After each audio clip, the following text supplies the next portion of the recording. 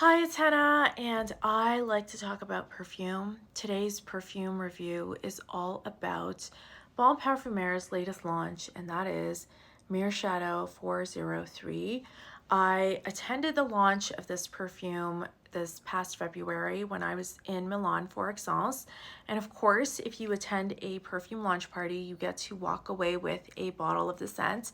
And I was gifted this bottle by the brand.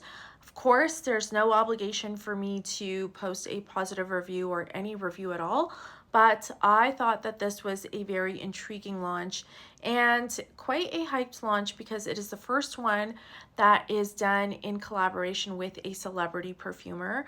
So the perfumer behind this scent is Quentin Bisch, along with Amélie Jacquin. Hopefully I'm pronouncing that name sort of right. Quentin Bisch is a very highly revered, highly, I guess, controversial perfumer just because people either really love his scents or dislike his scents. I don't have an opinion either way. I've smelled some of his perfumes, but I'll admit that he's not a perfumer that I feel the need to collect or explore every single thing that he creates. I very rarely do that anyway. So the hype about the perfumer did not really sway me in terms of whether I enjoyed this perfume or not. One of the things that Quentin Bisch is known for is his affinity for agikalawood. And that material is a derivative of patchouli. It's a captive material, which means that it is created and owned by a perfume company called Givaudan. So they are the ones that are making agikalawood and then using it. And so if a perfumer is working for that company, then they are allowed to use that captive material. It's actually super popular. At least I think it is. I keep smelling it everywhere. One of the perfumes that I have in my collection that smells of that or has that as a component is Fenty Eau de Parfum. I've also reviewed Boss Bottled Absolute, and that had agikalawood in it. I know a lot of the new Amouage releases also feature that material. It's definitely not something that is only used by Quentin Bisch.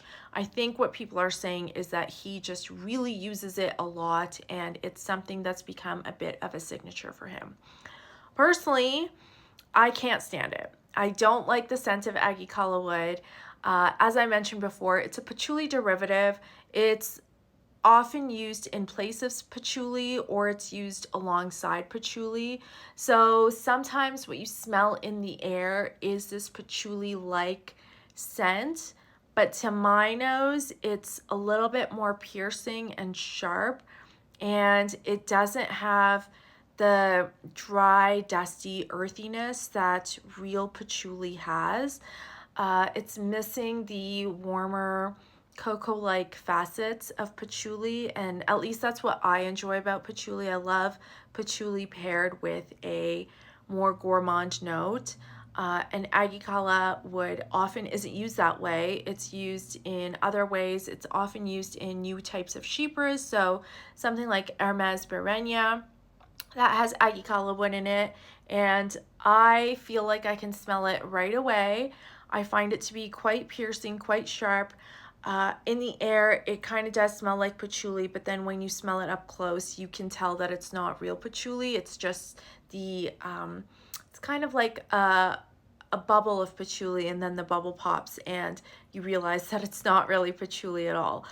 The other thing that is quite useful about using agikalawood is that it has a really intense longevity. So you can smell it for 24, 48 hours, and sometimes you wash it off your skin and you can still smell it. And I've mentioned that before, I don't enjoy scents that last a really long time. I really want to not be smelling the same at the end of the day. I want the option of adding more or changing up my perfume. I want the option of choosing how strong my perfume can smell, and I feel like with agikalawood, you're just forced to endure it for however long it's going to stay on your skin, and I really don't enjoy that at all. So Not my favorite material because it overstays its welcome and because it doesn't quite hit the same comforting warmth that real patchouli has in perfume. But I understand that it can be used alongside patchouli. I would never say that I dislike a perfume just because it has agikalawood as a listed note. I would still try to smell it and enjoy it. But right away, if you are a person that does not like Quentin Bisch perfumes, it might be because you can smell that in all his scents. And I was actually surprised to learn that Mir Shadow has the note of agikalawood listed in its description. And that description is by the brand. I was actually on the brand's website today to see if the perfume is still available, and they list agikalawood as a note. And to my nose, that is not what I really perceived at all when I first smelled this. So initially, of course, I smelled it at the launch party. They had bottles lying around. You could spray it on card. You could spray it on your clothes, on yourself. And I did spray myself with it, but that agikalawood did not stand out to me at all. So I think that if it's in here, it is dosed more appropriately, so it's not super strong.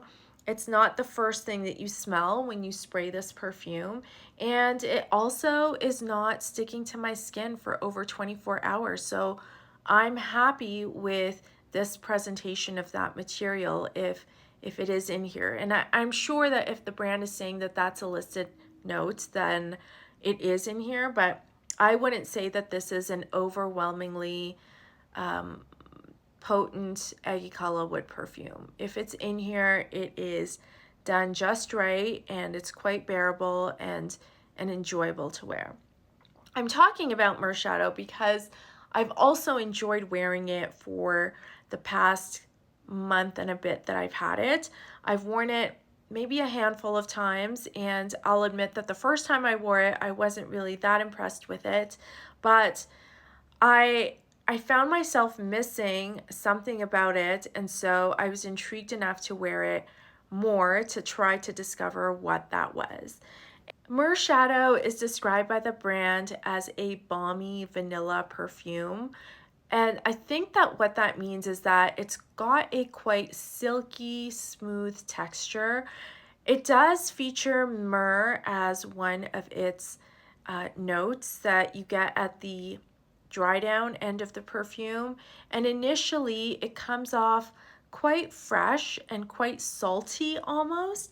So it's a fresher scent that then turns into a more warm ambery perfume without it having necessarily the traditional amber structure, so not as many herbs and then this like dense labdanum vanilla accord in the base.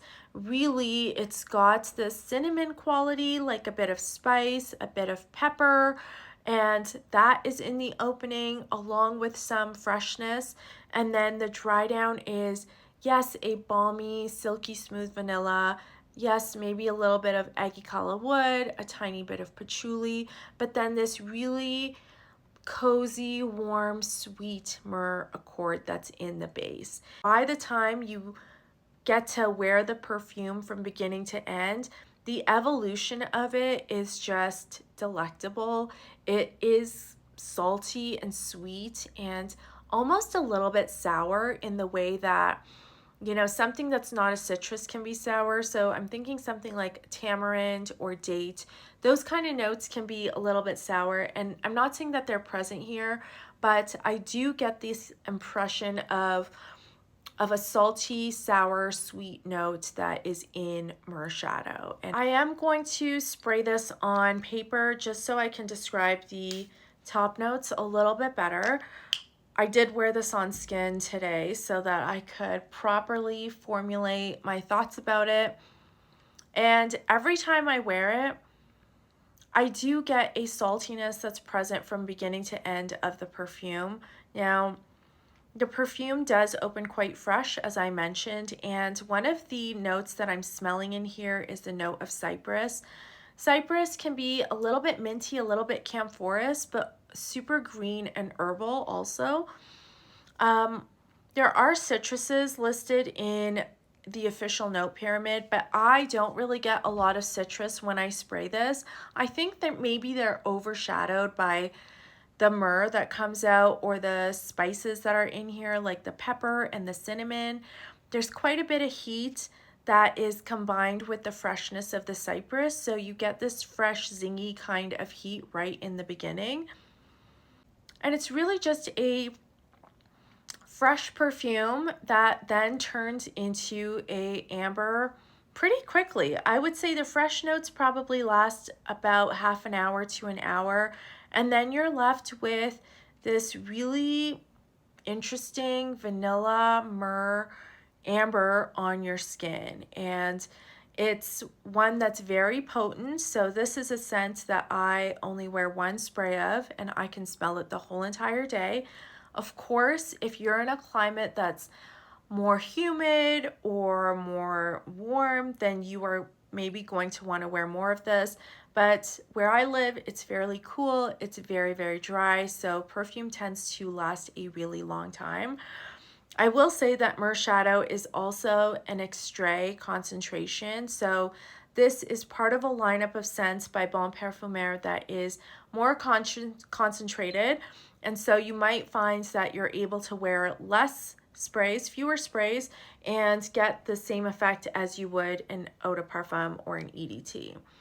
It is very, very long lasting and very potent, but that being said, with one or two sprays, I don't feel like it is overstaying its welcome. It's still a very easy perfume to wear. It almost reminds me of something like Jo Malone Wood Sage and Sea Salt, just because of the salty quality that's in here. I know one of the ingredients that is salty to smell is something like ambroxan, and so maybe ambroxan is one of the musks that they're using in this scent, and that would give it some potency and some sillage and some longevity, but also give it the salty quality that I just keep smelling and I can't get away from. At least that's how I can kind of make sense of it in my mind.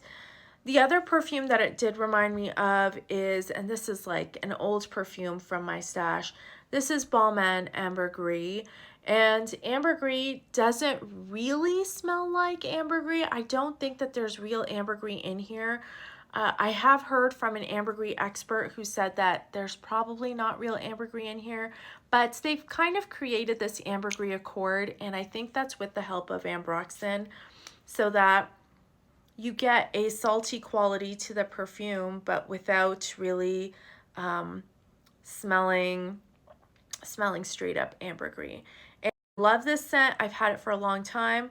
It's definitely different than the Mir Shadow because ambergris does not have any of the incense qualities. It doesn't have any of the peppery qualities or the spicy qualities that the Bon Parfumeur has. It's just really straight up salty ambergris accord. But Bon Parfumeur does have some of that along with other layers that are with it, and that kind of makes it a little bit more interesting. And really it's just as well because the Balmain is discontinued and impossible to find, whereas this new Bon Parfumeur is easier to find and available. So I do think that there's a fair bit of ambroxan in here, which is giving it this lovely salty quality. Of course, if you are familiar with perfume, you might be familiar with ambroxan from Baccarat Rouge 540, which is kind of what made the material so famous. But Baccarat Rouge also has a lot of ethyl maltol that gives it that sugary sweetness, and the ambroxan gives it like a lot of heft. So I think that that is a completely different composition, and the ambroxan in the Balmain Ambergris and the Bon Parfumeur just are not as sweetened, and so you get the salty quality of ambroxan, which it does have when you smell it isolated. So myrrh is a resin that's often used as an incense. To my nose, usually the type of myrrh that they use in perfume is sweet myrrh, and that can have cinnamon-like qualities. And I think that in Mir Shadow, they've used an actual cinnamon note to play off the qualities of the sweet myrrh. So you get cinnamon, and then you also get the cinnamon type heat with the myrrh note that's in Mir Shadow. Myrrh is an incense, but this doesn't smell like a typical incense forward perfume. There's no smoke to it, and it's not overly resiny. It's just kind of this smooth amber dry down. Although the brand has said that Mir Shadow is a balmy vanilla perfume, I really don't get a ton of vanilla, and I don't think that this is a gourmand scent. I think that they've done something really interesting and created a fresh amber perfume. And it's great for this time of year where we have a change of seasons, so it's not quite very cold, and it really hasn't gotten too warm here. And so you can start with something fresh, but something that's not too heavy. And then it does warm up and give you this really addictive, cozy amber accord in the base. If you have the type of nose that can kind of pick up the amber a little bit more easily, you will be really happy to continue wearing your amber. But if you want a little bit of freshness, because maybe you're transitioning to your summer scents, then I think that this will hit that sweet spot where you can still wear something ambery, but not something that's overly sweet or overly cozy and too heavy. So not a gourmand, not prominently vanilla, not even a prominent amber accord. I think it's a very unique amber that they've done here, but it just works so nicely. It's so smoothly blended. The agikalawood note is not annoying and overly persistent, so I like that. I don't get a heft of patchouli in here either. It's just this perfect blend of salty, sweet, fresh, and amber. That is how I would describe it. I enjoy it, and it did take me a few wears to really understand what I was smelling and why I was enjoying it, but I was finding myself missing the scent of it at the end of the day. The vibe that I get when I wear Mir Shadow and when I smell it is that it's quite casual. It's quite easy to wear, quite effortless. It's almost like wearing really comfortable underwear, but underwear that's like expensive. That's what I get from something like Mir Shadow. To me, it would be a perfect everyday scent, a perfect office scent. It would be lovely to wear almost anywhere in almost any setting because there's nothing polarizing about it. There's nothing that's very over the top about it. I would feel comfortable wearing this if I had an important meeting, or if I was meeting a friend for lunch or something like that. I would feel comfortable smelling like this, and I would know that I'm not offending anyone or drawing too much attention to myself. It's kind of one of those scents that's perfect for that, but it's also not boring. So a lot of the times when we think of an everyday easy reach perfume, we think of something that is maybe very vanillic, or we think of a blue perfume, but Mir Shadow is none of those things, and yet it's still effortless, easygoing, and still interesting for the wearer as well. It's definitely going to be on my shelf as an easy to wear, easy reach perfume. I'm going to enjoy wearing it when I kind of don't want my perfume to be something that I want to talk about.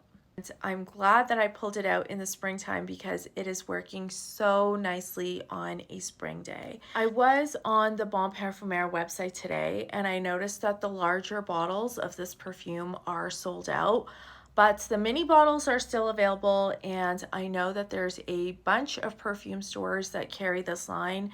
In Canada, I know that Harry Rosen had it for a long time, and maybe they still do. I know that Indie Scents also carries this line, so if you're interested in buying a bottle, you can find it there. So it is available all over the place, but this big bottle has gotten so much hype, and it is sold out on the Perfumer website. So that's Mir Shadow 403. Super easy to wear extrait. Definitely sample it before buying it. I would really not recommend blind buying something like this, because if you are sensitive to agikalawood or sensitive to ambroxan, then it might not be to your taste. But if you're looking for something unique and you're not ready to give up on all your ambers just yet, then this might be the thing that kind of gets you through this spring season. And it's working for me. Thanks for watching. I'll see you next time. Bye.